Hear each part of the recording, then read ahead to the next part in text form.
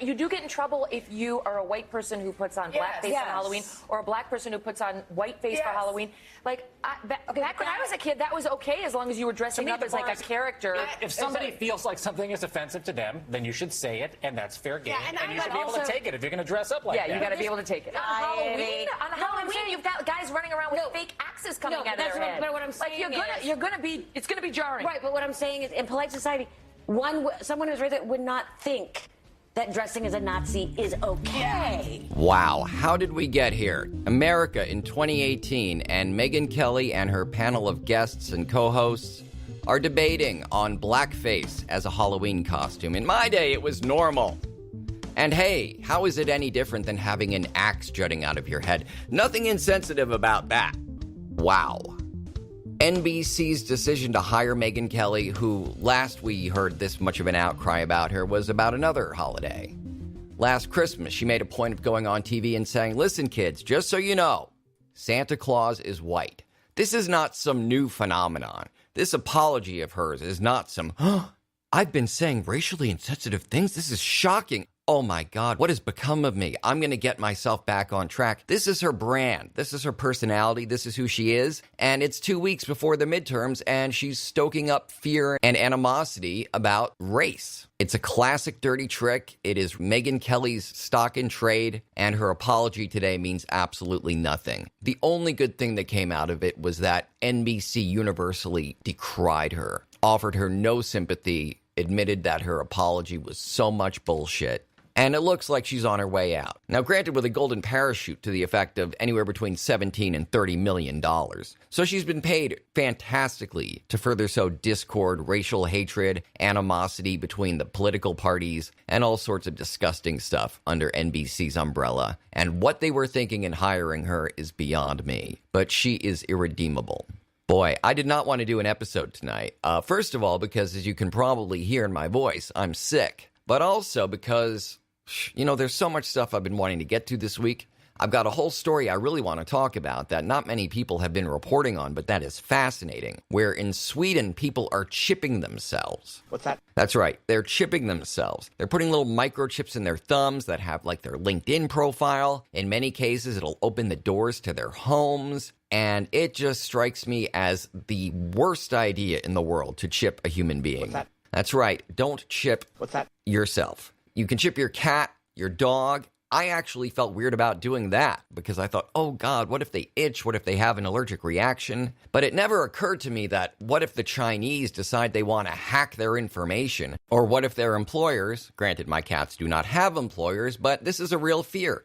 What if the people who employ you want to follow you around and monitor your activities after hours and penalize you for doing stuff that goes against their company policy or against the political ideology of the vice president of your company? This is not Black Mirror anymore. This is reality, and it is creepy. Chipping yourself seems absolutely crazy. What's that? Yes, it just strikes me as absolute madness. And I wanted to talk about that, and at your request, I've been chopping up sound bites from Daredevil Season 3 in my preparation to start doing recaps of the episodes. I've gotten lots and lots of requests via email and Twitter, Facebook, and various other platforms. People want me to recap Daredevil Season 3, and I'm very happy and eager to do so. I've gotten lots and lots of requests for that, and I've put in lots of work, but I feel like I've got to talk today because it's scary.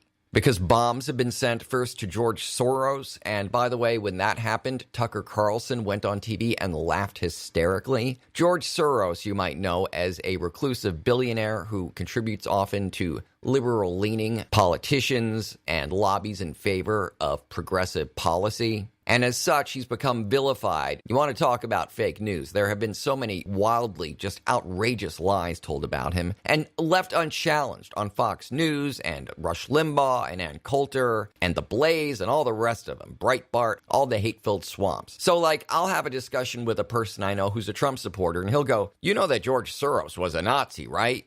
And it's like, yeah, no. George Soros and his family had to hide their identity and try desperately to pass as Christians to avoid being killed in the Holocaust. That is the extent of their involvement in the war. Hiding and being lucky enough to survive. There are many fake images of him shared on the internet, rarely challenged because the people who do this sort of thing don't care about facts. But photos of an SS officer named Oscar Groening, who I hope has no relation to Simpsons creator Matt Groening, is the guy you see in all those photos that purportedly are about George Soros. Guy had nothing to do with Nazis. Any suggestion otherwise is so disgusting, so anti-Semitic in the very idea that, oh, it was really the Jews all along, just like it was really the media who stoked up all this fear and hate and anger and invited people to send them pipe bombs this week. So I'm honestly kind of scared even talking about this because, look, this has accomplished exactly what it set out to do, and it's astonishing to me that people are not using the word. This is terrorism. Domestic terrorism done presumably by Americans, but certainly on American soil, an attack on our government leaders, an attack on private citizens with certain political leanings and ethnic and racial backgrounds, and of our free press. And yet it seems only certain people doing certain types of terror are labeled terrorists nowadays. This is presumably a lone wolf or a bunch of lone wolves. And gosh, where on earth could they possibly get the idea that going after George Soros, attacking the Clintons, attacking the Obamas, sending a pipe bomb addressed to John Brennan, care of CNN, where would they get the idea that that would be a good thing to do, a patriotic act, a way of preserving the good old American way of life and making our country, how should I put this, great again? Where would they get that idea? I think we all know what the recipients of these bombs have in common.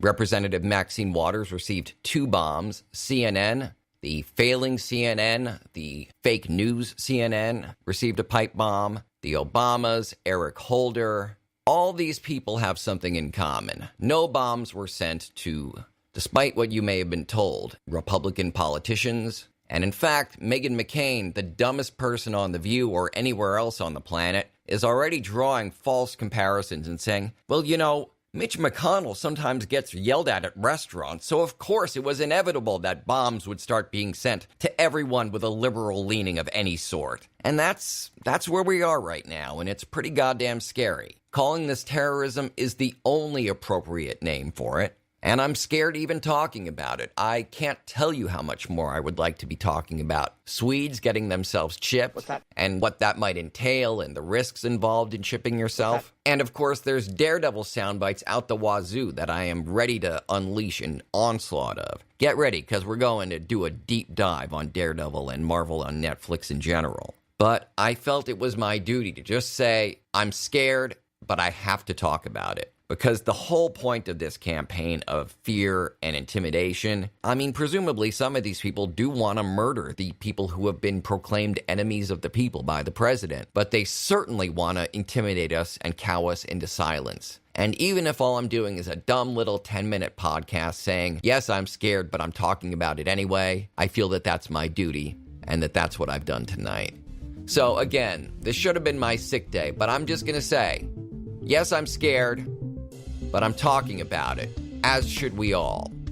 Because the goal of silencing people as the midterms approach is what this is all about, and that is not okay. Democrats are human beings too, as are journalists, and this simply has to stop. We are better than this as a race, people.